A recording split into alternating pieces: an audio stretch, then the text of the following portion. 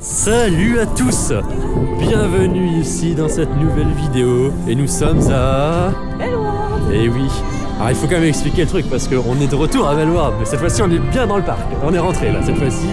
On était venu je crois en juin en espérant voir Amazonia ouvert parce qu'il était ouvert depuis quelques jours avant et pile sur notre jour de venue, eh bien il a refermé, du coup on a rebroussé chemin. Là on est quand même là sans Amazonia mais on le sait puisque c'est la saison hivernale qu'on vient découvrir ici aujourd'hui à Bellewaerde. Donc il n'y aura pas d'Amazonia cette année, on verra, on y retournera une prochaine fois quand l'attraction sera un petit peu plus fiable.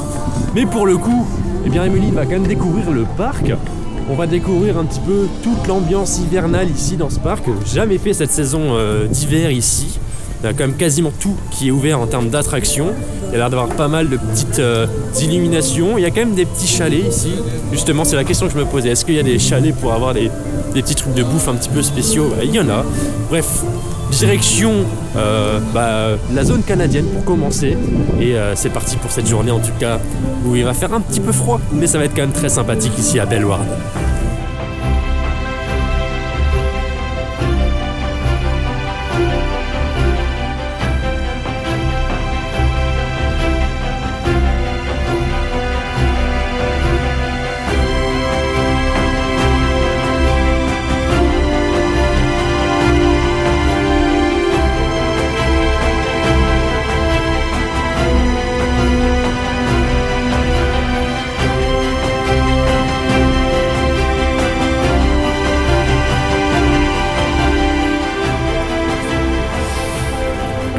Il est de coutume ici à Bellewaerde de démarrer par une attraction qui est un débit yacht qui est Dance and Duel, mais celle-ci aura 11h30.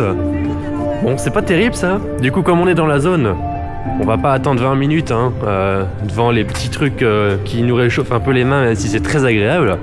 On va aller faire ce qu'il y a juste en face, qui est Wakala, le meilleur coaster de ce parc. Et c'est sûrement un coaster qu'on va enchaîner plusieurs fois dans la journée. On va démarrer à froid, forcément, ce sera peut-être pas forcément terrible, mais on verra ce soir, notamment en nocturne. Je pense que le coaster peut être assez sympa.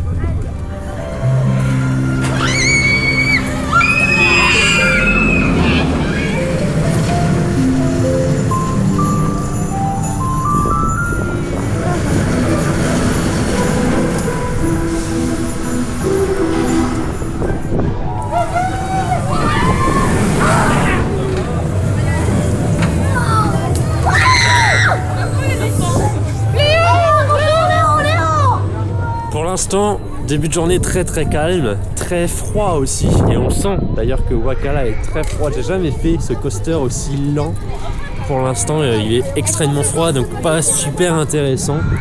On va évidemment attendre qu'il chauffe un petit peu parce que c'est quand même un très bon coaster. On sent quand même pas mal de tremblements, de petites vibrations, ça fait un peu effet Taddy en tout cas ce matin. Je pense que c'est vraiment dû au fait qu'il soit très froid. Et je pense que ce soir, en nocturne, ça sera assez sympa. Il aura chauffé toute la journée. Il sera assez cool à faire, je pense. Il est maintenant 11h30. Mais il est temps du coup de se diriger à nouveau vers Downton Joen et profiter de cette faible fréquentation dans cette zone pour pouvoir enchaîner les luges sans qu'il y ait trop d'attente. En tout cas, zone très sympa. En termes de décoration, on a vu les petits champignons derrière et tout. De nuit, ça peut être très marrant. Enfin, très beau visuellement en tout cas, parce que c'est illuminé et tout. Donc très sympa. Petite gaufre. Bah ouais. Pour se réchauffer un peu. Et puis voilà, Downton Joen, c'est parti. On va essayer d'enchaîner les deux parcours. On a un petit peu plus de à choper quand même ici. Ah ouais, Ouais, il y en a deux.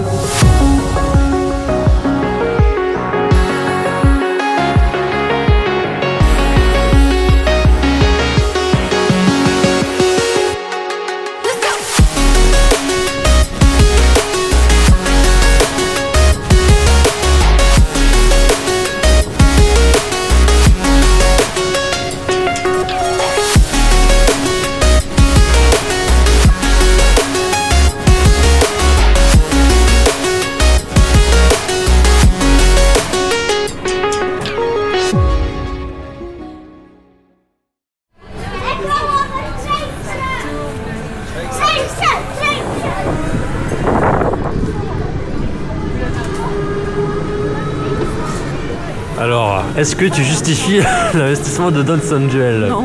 Tu comprends pas non plus. C'est vraiment un truc que je comprends pas. C'est assez dingue. Ça apporte rien au parc.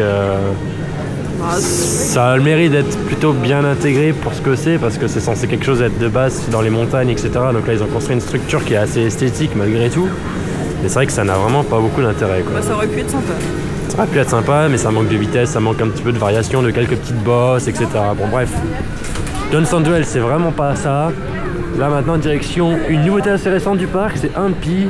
Bon, c'est un flat qu'on voit un peu partout maintenant dans tous les parcs, et notamment à la CDA. On attend Solido Olivier Benjamin avec impatience, hein, d'ailleurs. Bref, on va aller tester ça.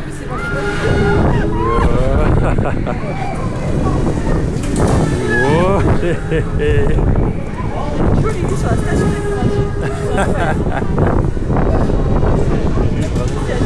Vraiment magnifique.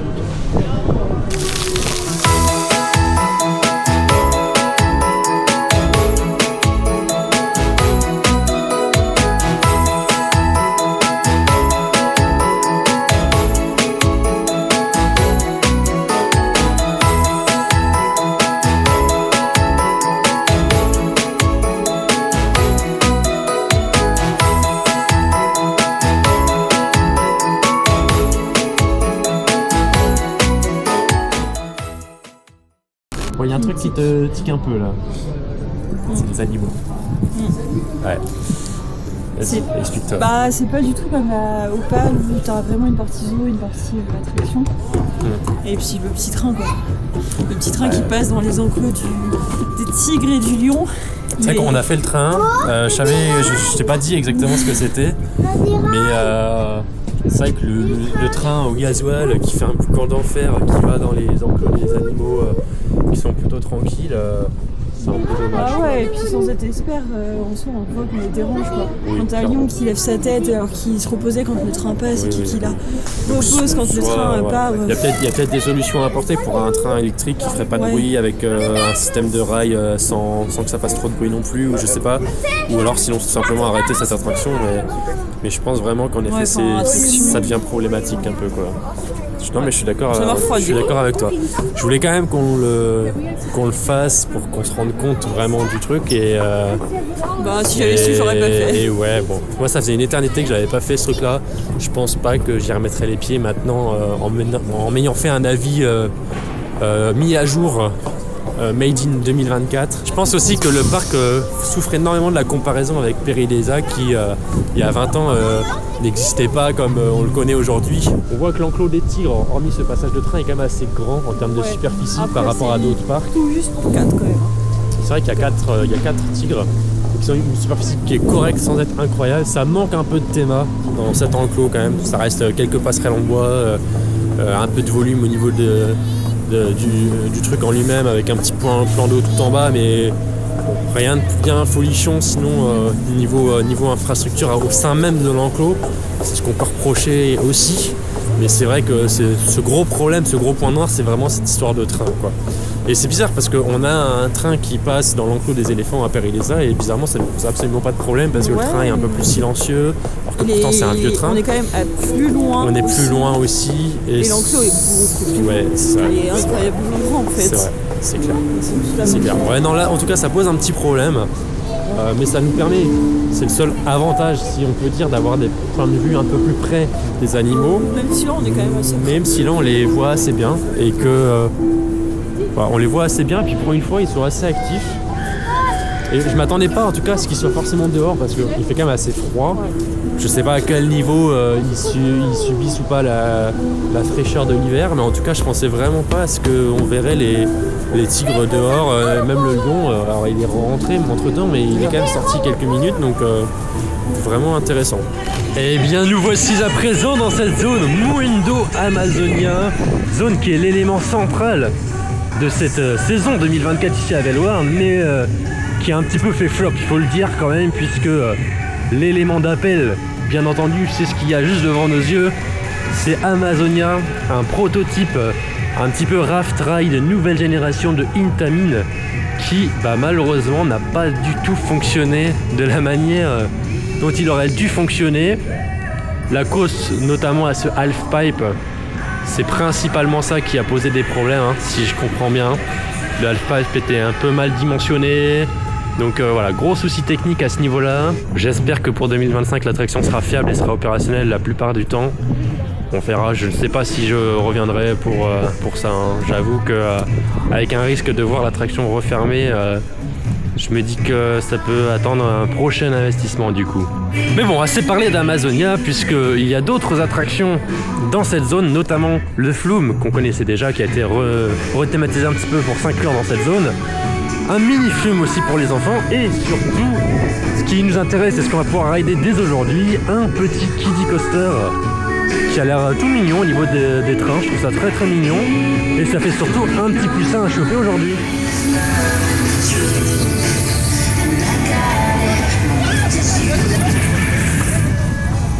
Bref, Brazilian Buggy, c'est son nom et on s'y dirige tout simplement dès maintenant.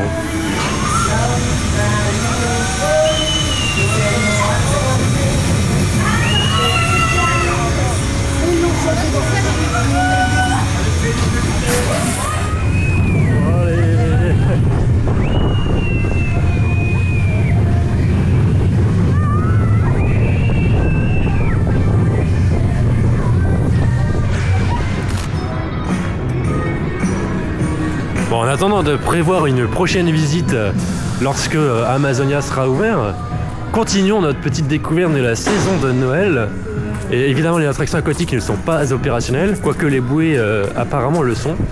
Mais il y a aussi surtout une petite attraction qui a été mise ici de manière supplémentaire, un petit palais des glaces. Bon, ça vient d'une fête foraine à la base, mais écoutez, ça reste rigolo, c'est toujours une offre supplémentaire. Je trouve ça intéressant d'ajouter des petites choses qu'on ne trouve pas sur les saisons classiques. On y va ? Ouais. Allez, c'est parti. Alors ouais. J'avoue qu'à l'étage c'était un peu nul. Là par contre on voit vraiment pas trop le chemin. Ah non, c'était pas là. Non, c'est pas par là. On est dans là. On est dans la main qui Ah, je pense qu'on y est là. faut pas courir,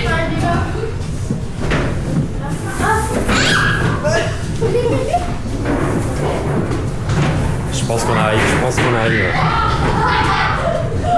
Non, c'est pas par là. Oh putain, excellent. Alors là, peut-être. Là, c'est là.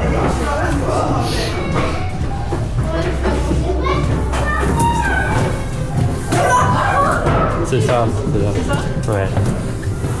Bon, nous voici maintenant dans la zone mexicaine. Zone que j'apprécie particulièrement ici à Velloire. Je la trouve assez belle, assez kinétique avec pas mal d'attractions. Et cette offre s'est encore rallongée cette saison hivernale avec une piste de roller pour remplacer la patinoire.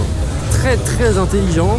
puisque c'est très bien dans le thème. Je trouve que la thématique autour est très originale et en même temps ça donne l'effet d'une patinoire en étant sur du parquet, donc plus écologique puisque pas besoin de faire de la glace, etc.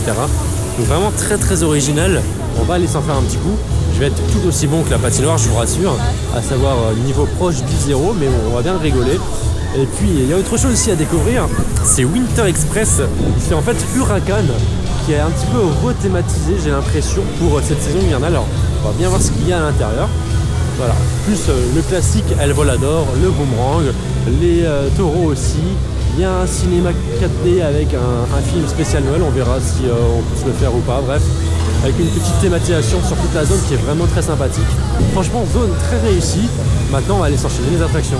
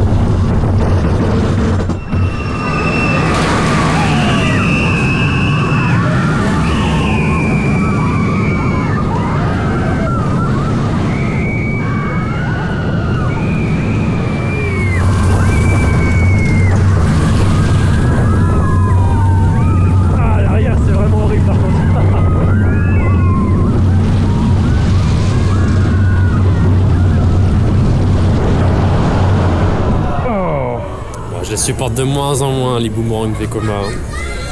Horrible. Horrible, hein, ouais. Surtout la partie en marche arrière. La partie en marche avant, ça va toujours à peu près, mais la partie en marche arrière, elle est extrêmement désagréable. Et ça me fait vraiment penser, on a eu ce débat il n'y a pas si longtemps ça au jardin d'acclimatation, quand on avait fait la sauterelle, où en marche avant ça allait, ou en marche arrière ça devenait un peu, un petit peu vers vomitron, un peu gerbotron, tout ça. Bah, je pense que c'est vraiment pareil en fait, le côté arrière c'est tout de suite très clivant. Et je me rends compte au fur et à mesure de faire des choses qui ont des passages à l'arrière. Il faut que les passages à l'arrière soient soft. Du Pégase Express, du Wakala, tout ça c'est soft, ça dure pas longtemps. Du Mystique à Olivier Love, ça va. Mais quand on a vraiment un passage en arrière qui est quand même très instant, très costaud, c'est pas si évident. Et ça me refait penser aussi que par exemple sur Fury à Bob Island où on peut choisir soit on fait en avant, soit on fait en arrière. Le côté arrière me dérangeait pas jusqu'à présent.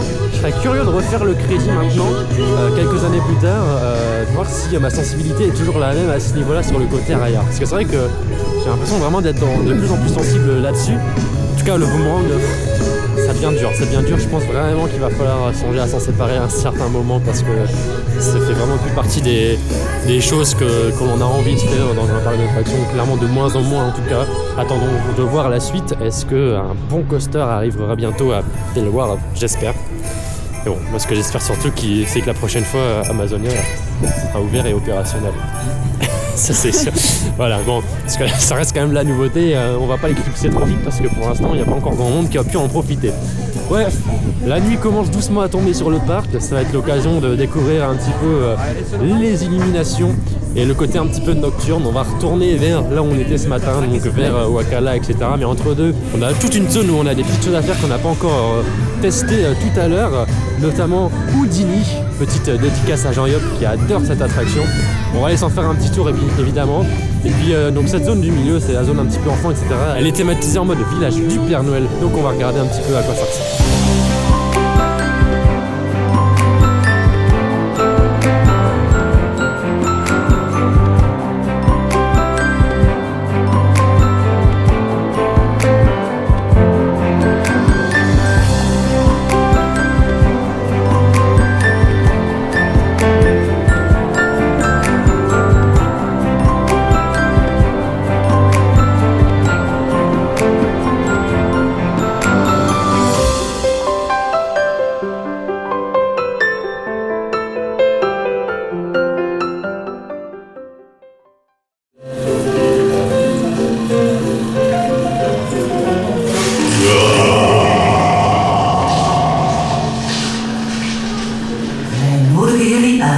Om getuige te zijn van Houdini's meesterstuk. Zijn triomfantelijke terugkeer uit het onbekende.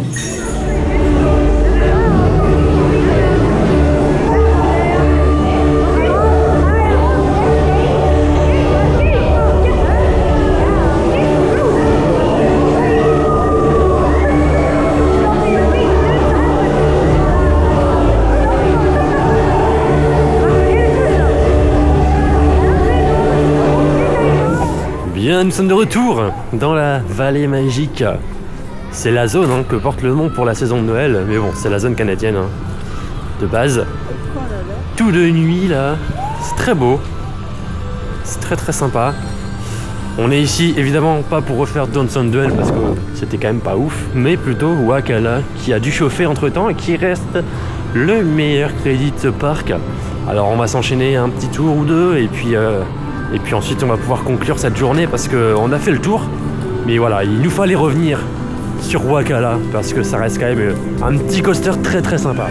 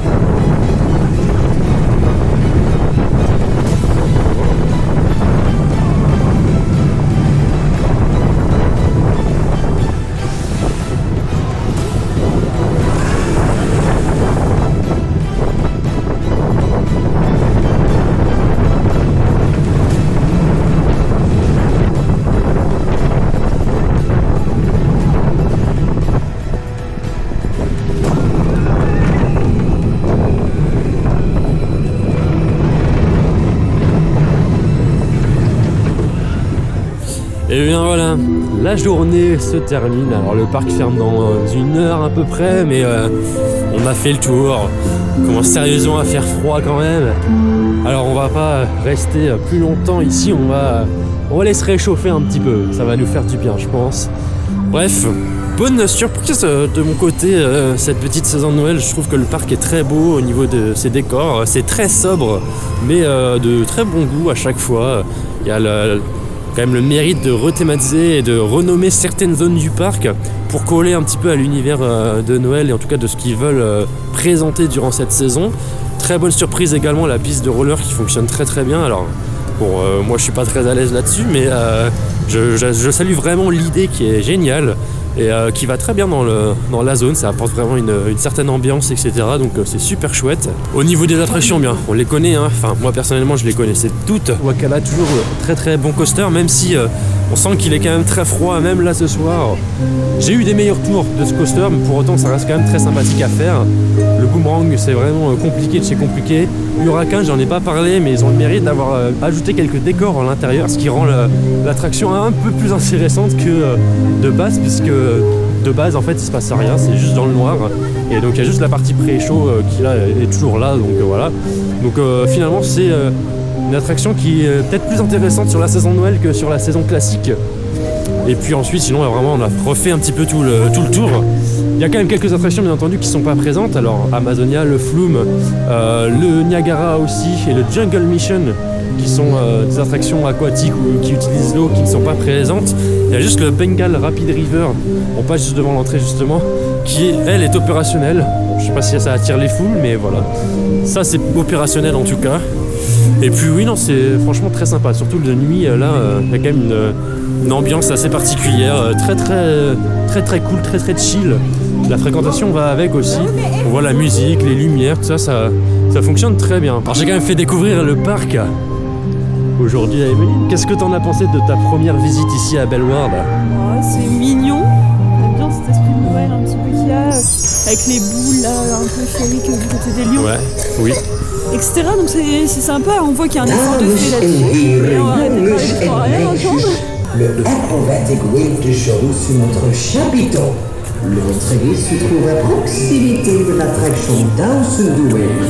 Bon amusement. Alors qu'est-ce que tu disais du coup? Du coup je disais que c'était quand même, on voyait l'effort fait au niveau de Noël, etc. Il y a pas mal de choses sympas que j'avais jamais vues dans d'autres parcs. Oui. Ça reste un parc très familial. Ouais, bien entendu, c'est la cible. C'est la cible de ouf, mais voilà. Et puis j'ai quand même du mal avec ce côté un petit peu animaux que je redoutais au PAL et qui finalement m'est passé dessus. Mais là, c'est vraiment quand même. C'est ainsi que se termine cette vidéo. Merci à tous de l'avoir regardé jusqu'au bout. Ce sera la seule vidéo de Noël pour cette année. J'ai tellement de retard que je préfère en filmer qu'une seule. Sinon, vous allez avoir des vidéos de Noël au mois d'août. Et ça, c'est pas terrible. Déjà que vous allez avoir des vidéos d'Halloween qui sont pas encore sorties là, qui vont arriver prochainement. Et oui. Mais bon, le principal, c'est qu'elles sortent quand même. Donc n'hésitez pas à aller les voir malgré tout pour planifier votre Halloween de 2025, parce que ça peut être intéressant. Puis nous on se retrouve évidemment pour la suite du trip aussi hyper bien, où il y a encore quelques vidéos qui vont sortir. Et puis on prépare doucement l'année 2025 et il y aura aussi des petites choses assez sympathiques au niveau du programme. Bref, merci en tout cas d'être resté jusqu'au bout sur cette vidéo et à très vite pour plein d'autres vidéos sur la chaîne. Salut!